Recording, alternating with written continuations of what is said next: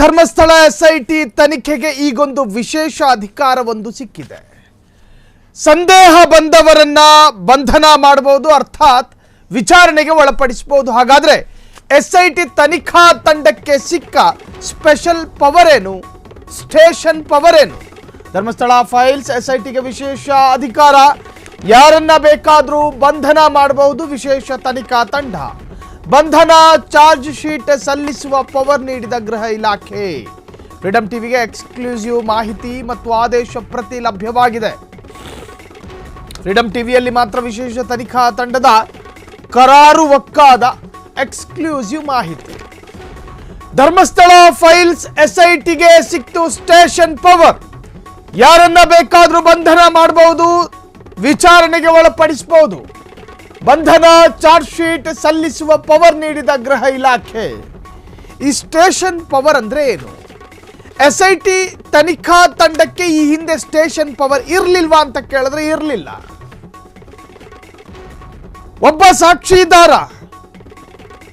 ನಾನು ಸಾಕ್ಷಿಯನ್ನ ಹೇಳ್ತೀನಿ ಅಂತೇಳಿ ಹೇಳಿಕೊಂಡರೆ ನೇರವಾಗಿ ಎಸ್ಐಟಿ ಅವರು ವಿಚಾರಣೆಗೆ ಕರೆಸಿ ಮಾತನಾಡಬೇಕಾದ ಅಧಿಕಾರ ಅವರಿಗಿರಲಿಲ್ಲ. ಆತ ಧರ್ಮಸ್ಥಳ ಸ್ಟೇಷನ್ಗೆ ಕಂಪ್ಲೇಂಟ್ ಕೊಡಬೇಕಾಗಿತ್ತು. ಆ ಪೊಲೀಸರು ಅದನ್ನು FIR ದಾಖಲು ಮಾಡಿದ ನಂತರ ಆ ದೂರಿನ ಪ್ರತಿಯನ್ನು SITಗೆ ವರ್ಗಾವಣೆ ಮಾಡಬೇಕಾಗಿತ್ತು. ಆದರೆ ಈಗ ಹೆಂಗೆ ಅಂದರೆ, ಧರ್ಮಸ್ಥಳದ ಪೊಲೀಸ್ ಠಾಣಾ ಅಧಿಕಾರ ಹೆಂಗಿದೆಯೋ ಯಥಾವತ್ತಿನ ಅಧಿಕಾರವನ್ನು SITಗೂ ಕೊಡಲಾಗಿದೆ. ಸ್ವತಃ FIR ದಾಖಲು ಮಾಡಬಹುದು. ಯಾರು? SIT, special investigation team. ಠಾಣಾ ಅಧಿಕಾರ SITಗೂ ಕೂಡ ಸಿಕ್ಕಿರುವಂತಹದ್ದು. ಸಂದೇಹ ಬಂದ ಕಡೆ, ಈಗ ಸಾಮಾನ್ಯವಾಗಿ ಒಂದು ಸ್ಟೇಷನ್ಗೆ FIR ದಾಖಲಾದರೆ ತಕ್ಷಣ ಸಂಬಂಧಪಟ್ಟವರನ್ನು ಕರೆಸಿ ವಿಚಾರಣೆ ಮಾಡುವಂತಹದ್ದು ಒಂದು ಪ್ರತೀತಿ.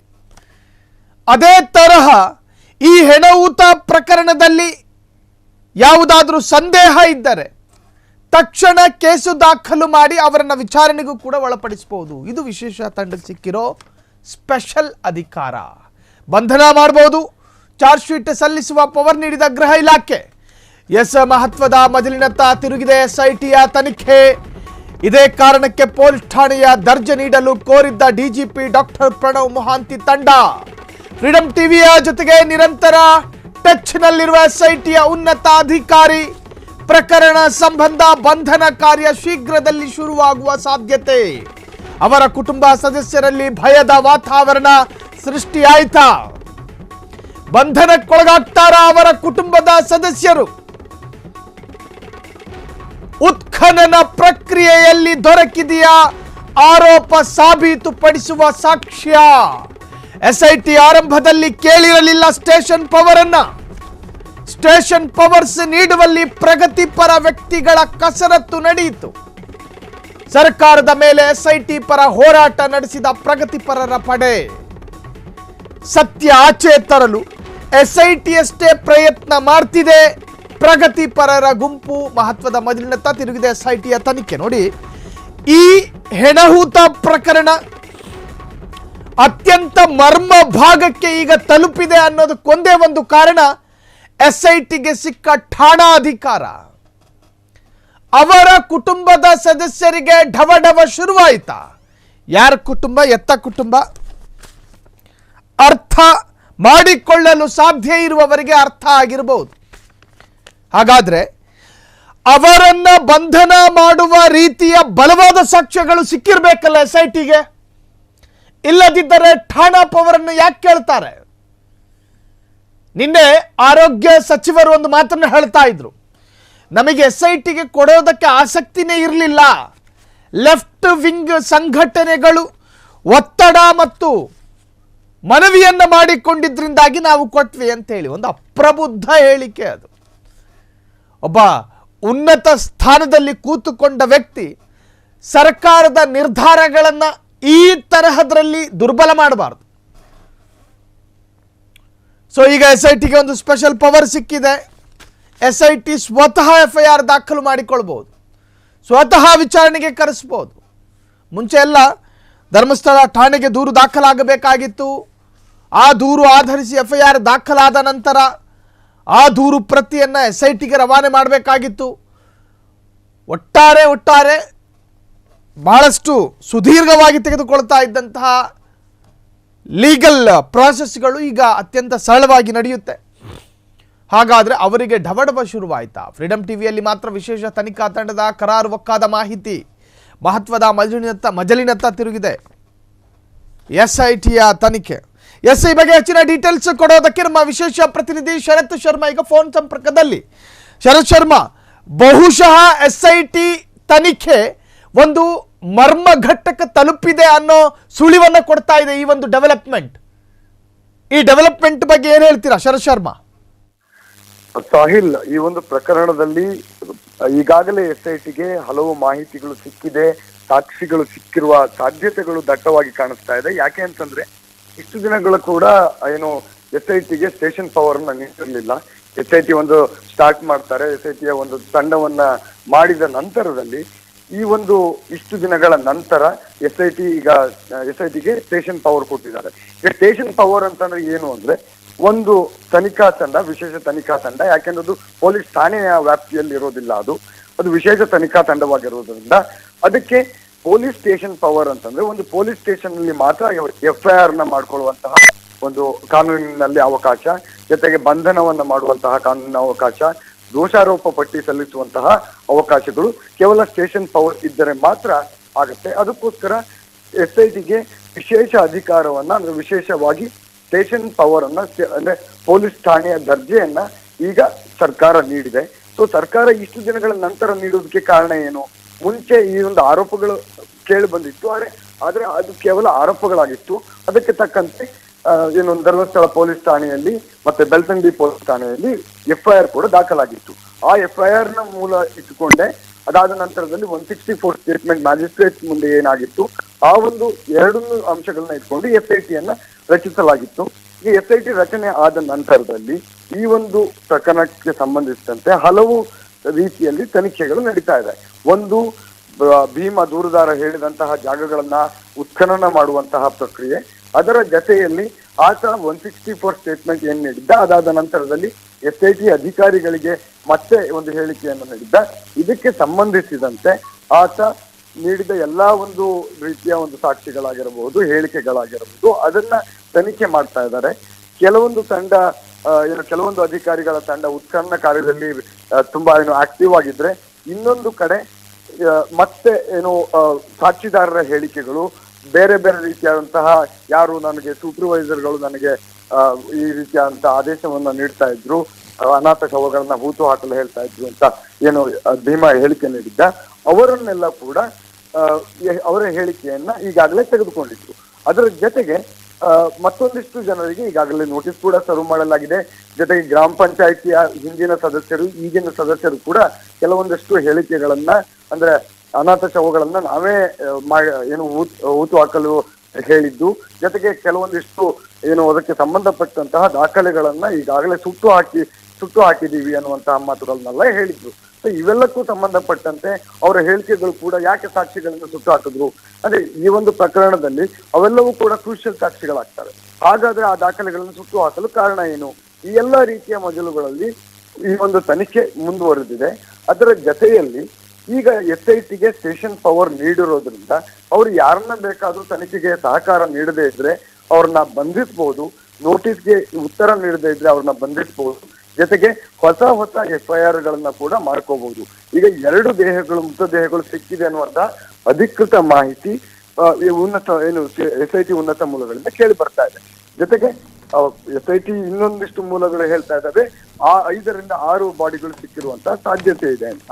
ಸೊ ಎಲ್ಲ ಯಾವುದೇ ಒಂದು ಇದರಲ್ಲಿ ಸತ್ಯ ಇದ್ರೂ ಕೂಡ ಈಗ ಉತ್ಖನನ ಕಾರ್ಯದಲ್ಲಿ ದೇಹಗಳು ಸಿಕ್ಕಿರೋದಂತೂ ಸಾಕ್ಷಿ ಸಮೇತ ರುಜುವಾತು ಸಮೇತ ಪ್ರೂವ್ ಆಗಿದೆ. ಸೊ ಹೀಗಿರುವಾಗ ಈಗ SITಗೆ ಸ್ಟೇಷನ್ ಪವರ್ ಸಿಕ್ಕಿರುವುದರಿಂದ ಅವರು ಇನ್ಯಾರ್ಯಾರಿಗೆ ನೋಟಿಸ್ ಕೊಡ್ತಾರೆ, ದೊಡ್ಡವರಿಗೆ ನೋಟಿಸ್ ಹೋಗುತ್ತಾ, ದೊಡ್ಡವರು ಕೂಡ ಈ ಒಂದು ಸ್ಟೇಷನ್ ಪವರ್ ಸಿಕ್ಕಿರೋದ್ರಿಂದ ಭೀತಿಗೆ ಒಳಗಾಗಿದ್ದಾರೆ ಅನ್ನುವಂತಹ ಮಾತುಗಳು ಕೂಡ ಕೇಳಿ ಬರ್ತಾ ಇದ್ದಾವೆ.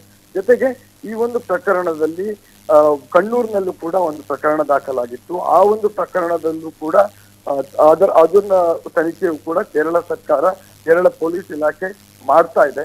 ಸೊ ಅದು ಒಂದು ಪ್ಯಾರಲಲ್ ಆಗಿ ಇನ್ವೆಸ್ಟಿಗೇಷನ್ ನಡೀತಾ ಇದೆ. ಸೊ ಈ ಒಂದು ಪ್ರಕರಣ ತುಂಬಾ ದೊಡ್ಡ ಪ್ರಕರಣವಾಗಿದ್ದು ಬೇರೆ ಬೇರೆ ರೀತಿಯ ಒಂದು ತನಿಖೆಗಳು ಮುಂದುವರಿತಾ ಇದೆ. ಜೊತೆಗೆ SITಗೆ ಠಾಣಾ ಒಂದು ದರ್ಜೆಯನ್ನ ನೀಡಿರೋದು ಹಲವು ಅನುಮಾನಗಳಿಗೆ ಎಡೆ ಮಾಡಿಕೊಟ್ಟಿದೆ. ಒಂದು ಅನುಮಾನ ಏನು ಅಂತಂದ್ರೆ, ಈಗಾಗಲೇ ಯಾವ್ದಾದ್ರು ದೊಡ್ಡ ಸಾಕ್ಷಿ ಈ ಒಂದು ಪ್ರಕರಣದಲ್ಲಿ ಲಭ್ಯವಾಗಿದೆಯಾ ಅನ್ನುವಂಥದ್ದು. ಇನ್ನೊಂದು, ಈ ಒಂದು ಪ್ರಕರಣದಲ್ಲಿ ಯಾರು ಬಂಧಿಸೋದಕ್ಕೆ ಮುಂದಾಗ್ತಾ ಇದ್ದಾರಾ ಪೊಲೀಸರು ಅನ್ನುವಂಥದ್ದು. ಇನ್ನೊಂದು ಅನುಮಾನ ಏನು ಅಂತಂದ್ರೆ, ಈ ಒಂದು ಪ್ರಕರಣದಲ್ಲಿ ಮತ್ತಷ್ಟು FIRಗಳು ದಾಖಲಾಗುವ ಸಾಧ್ಯತೆ ಇದೆಯಾ ಅಂತ. ಹೆಲ್ಪ್ ಲೈನ್ಗೆ ಹಲವಷ್ಟು ಕರೆಗಳು ಬಂದಿದೆ. ಇನ್ನೂ 2-3 ದೂರುದಾರರು ಕೂಡ ಬಂದಿದ್ದಾರೆ ಅನ್ನುವಂತ ಮಾಹಿತಿ ಕೂಡ ಇದೆ. ಹೀಗಿರುವಾಗ ಅವೆಲ್ಲ ಪ್ರಕರಣಗಳನ್ನ ಮತ್ತೆ ಹೊಸ FIR ನ ಮಾಡಿ SITಯ ತನಿಖೆಯ ಭಾಗವನ್ನಾಗಿಸುವ ಸಾಧ್ಯತೆ ಕೂಡ ಇಲ್ಲಿ ಸ್ಪಷ್ಟವಾಗಿ ಕಾಣ್ತಾ ಇದೆ. ಸಾಹಿಲ್, ಎಸ್ ಶರತ್, ಇದರಲ್ಲಿ ಈಗಾಗಲೇ SITಯ ಈ ತನಿಖೆಯಲ್ಲಿ ನಾವು ಸಾಕಷ್ಟು SITಯ ತನಿಖೆಗಳಲ್ಲಿ ಸಿಕ್ಕಿರ್ತಕ್ಕಂತಹ ಸಾಕ್ಷ್ಯಗಳನ್ನ ರಿವೀಲ್ ಮಾಡೋದಕ್ಕೆ SIT ಇಷ್ಟಪಡೋದಿಲ್ಲ, ಒಂದು ನಿಶ್ಚಿತ ಅವಧಿ ಬರುವವರೆಗೂ ಕೂಡ. ಸೊ ಈಗ ಜನಸಾಮಾನ್ಯರಿಗೆ ತಿಳಿದಂತೆ ಒಂದಷ್ಟು ಸಾಕ್ಷ್ಯಗಳು ಮಾತ್ರ ಜನಸಾಮಾನ್ಯರಿಗೆ ಗೊತ್ತಿರುವಂತಹದ್ದು, ಇಷ್ಟು ಸಿಕ್ತು ಇಷ್ಟು ಸಿಕ್ಕಿಲ್ಲ. ಈ ಗೊತ್ತಿಲ್ಲದೆ ಇರುವ ಅಥವಾ ರಿವೀಲ್ ಆಗದೇ ಇರುವ ಅನೇಕ ಸಾಕ್ಷ್ಯಗಳು ಇದ್ದಿರಬಹುದಾ ಶರತ್ ಶರ್ಮಾ? ಇಲ್ಲ, ಈ ಒಂದು ಪ್ರಕರಣದ ತನಿಖೆಯಲ್ಲಿ ಮೊದಲಿಗೆ ಪೊಲೀಸರು ಬಹಳ ಹರಸಾಹಸವನ್ನ ಪಡಬೇಕಾಯ್ತು. ಯಾಕೆ ಅಂತಂದ್ರೆ ಸಾವಿರಾರು ಜನ ಅಲ್ಲಿ ಸೇರಿದ್ದಾರೆ. ಅವ್ರಿಗೆ ಏನೇ ಒಂದು ಏರಿಯಾವನ್ನ ಕಾರ್ಡನ್ ಆಫ್ ಮಾಡಿದ್ರು ಕೂಡ ಮಾಧ್ಯಮಗಳು ಕೂಡ ಹಲವು ರೀತಿಯಲ್ಲಿ ಅದನ್ನ ಪ್ಯಾರಲಲ್ ತನಿಖೆಗಳು ನಡೀತಾ ಇತ್ತು. ಜೊತೆಗೆ ಜನಸಾಮಾನ್ಯರು ಭಾರಿ ಮಟ್ಟದಲ್ಲಿ ಸೇರ್ತಾ ಇದ್ರು.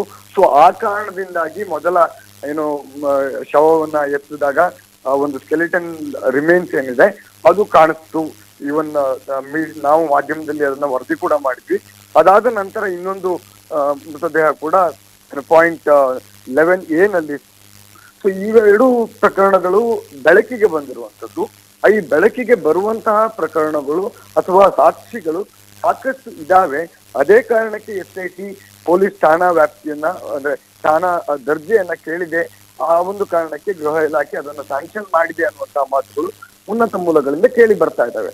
ಜೊತೆಗೆ ನೀವು ಇತ್ತೀಚಿನ SITಗಳನ್ನ ನೋಡಿದ್ರೆ ಗೌರಿ ಲಂಕೇಶ್, ಗೋವಿಂದ್ ಪನ್ಸರೆ ಈ ಒಂದು ಹತ್ಯಾಕಾಂಡ ಏನಿತ್ತು, ಈ ಒಂದು ಪ್ರಕರಣದಲ್ಲಿ ಅಂದ್ರೆ ಪ್ರೊಫೆಸರ್ MM ಕಲಬುರ್ಗಿ ಅವರ ಹತ್ಯೆ ಮತ್ತು ಗೌರಿ ಲಂಕೇಶ್ ಅವರ ಹತ್ಯೆ ಎರಡನ್ನೂ ಸೇರಿ ಒಂದು SIT ರಚಿಸಲಾಗಿತ್ತು.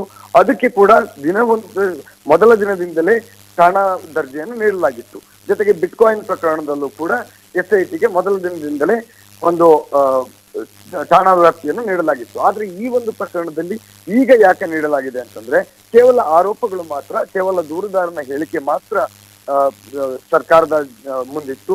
ಮತ್ತು SIT ತನಿಖೆಯಲ್ಲಿ ಏನಾದರೂ ಸಾಕ್ಷಿಗಳು ಸಿಕ್ಕಿದ್ರೆ ಈ ಒಂದು ಪ್ರಕರಣ ಮುಂದುವರಿಯುತ್ತೆ. ಪ್ರಕರಣದಲ್ಲಿ ದೂರುದಾರ ನೀಡಿರುವಂತಹ ಹೇಳಿಕೆಗಳು ಸತ್ಯಕ್ಕೆ ಹತ್ತಿರವಾಗಿದೆ ಅನ್ನುವಂತಹ ಸಾಕ್ಷಿಗಳು ಸಿಕ್ಕರೆ ಮಾತ್ರ ಸ್ಟೇಷನ್ ಪವರ್ನ ನೀಡೋಣ, ಇಲ್ಲದಿದ್ದರೆ ಕೇವಲ ವರದಿಯನ್ನು ತೆಗೆದುಕೊಂಡು ಸರ್ಕಾರ ಅದನ್ನ ಮ್ಯಾಜಿಸ್ಟ್ರೇಟ್ ಮುಂದೆ ಪ್ರೊಡ್ಯೂಸ್ ಮಾಡಬೇಕು ಅನ್ನುವಂತ ನಿಟ್ಟಿನಲ್ಲಿ SIT ತನಿಖೆಯ ತಂಡವನ್ನು ರಚಿಸಲಾಗಿತ್ತು. ಆದರೆ ಈಗ ಈ ಒಂದು ಪ್ರಕರಣಕ್ಕೆ ಸಂಬಂಧಿಸಿದಂತೆ ಸಾಕ್ಷಿಗಳು ಸಿಕ್ಕಿರುವ ಸಾಧ್ಯತೆಗಳು ದಟ್ಟವಾಗಿದೆ.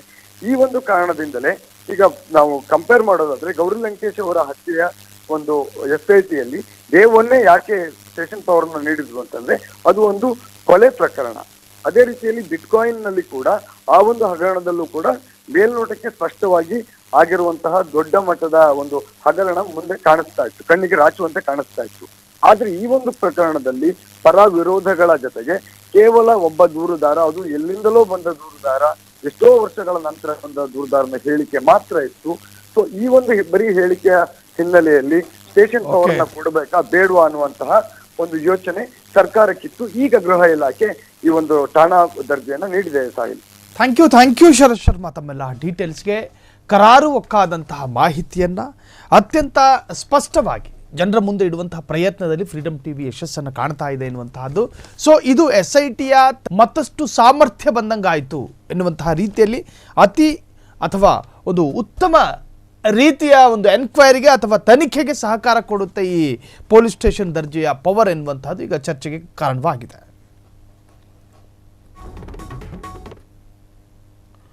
ಸೊ SITಗೆ ಈ ಹಿಂದೆ ಠಾಣಾ ಅಧಿಕಾರ ಇರಲಿಲ್ಲ. ಒಂದು ದೂರು ದಾಖಲಾಗಬೇಕು ಅಂದರೆ ಆ ಠಾಣಾ ವ್ಯಾಪ್ತಿಯಲ್ಲೇ ದಾಖಲಾಗಬೇಕಾಗಿತ್ತು. SIT ಠಾಣಾ ವ್ಯಾಪ್ತಿಗೆ ಬರೋದಿಲ್ಲ. ಆ ವ್ಯಾಪ್ತಿಗೆ ದಾಖಲಾದ ದೂರು SITಗೆ ಹಸ್ತಾಂತರ ಆಗಬೇಕು. ನಿಮಗೆ ಗೊತ್ತಿರ್ಬೋದು, ಹೊಸ ಸಾಕ್ಷಿದಾರ ಜಯಂತ್ ಟಿ ಎನ್ನುವಂತಹ ವ್ಯಕ್ತಿ ಮೊದಲು ಧರ್ಮಸ್ಥಳ ಠಾಣೆಗೆ ಕೇಸನ್ನು ಕೊಟ್ಟಿದ್ದು, ದೂರನ್ನು ದಾಖಲು ಮಾಡಿದ್ದು.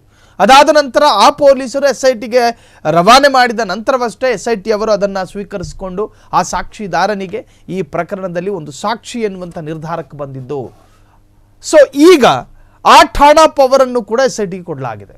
SIT ಅವರು ಸ್ವತಃ ಎನ್ಕ್ವೈರಿಗೆ ಕರ್ಕೋಬಹುದು, ಅವರಿಗೆ ಸಂದೇಹ ಬಂದವ್ರನ್ನೆಲ್ಲರನ್ನೂ ಕೂಡ ವಿಚಾರಣೆಗೆ ಒಳಪಡಿಸಬಹುದು. ಒಂದು ವೇಳೆ ಸಹಕರಿಸದೇ ಇದ್ದರೆ ಅವರನ್ನು ಅರೆಸ್ಟ್ ಕೂಡ ಮಾಡಬಹುದು. ಇದು SITಗೆ ಸಿಕ್ಕ ಬಹುದೊಡ್ಡ ಆನೆಯ ಬಲ ಅಂತ ಹೇಳಿದ್ರು ಕೂಡ ತಪ್ಪಾಗ್ಲಾರ್ದು. ಕ್ಷಣ ಕ್ಷಣದ ಸುದ್ದಿಗಳಿಗಾಗಿ ಫ್ರೀಡಂ ಟಿವಿ ಸಬ್ಸ್ಕ್ರೈಬ್ ಮಾಡಿ, ಲೈಕ್ ಮಾಡಿ ಹಾಗೂ ಫಾಲೋ ಮಾಡಿ. ಹೊಸ ಸುದ್ದಿಗಳ ನೋಟಿಫಿಕೇಶನ್ಗಾಗಿ ಬೆಲ್ ಐಕಾನ್ ಮೇಲೆ ಕ್ಲಿಕ್ ಮಾಡಿ.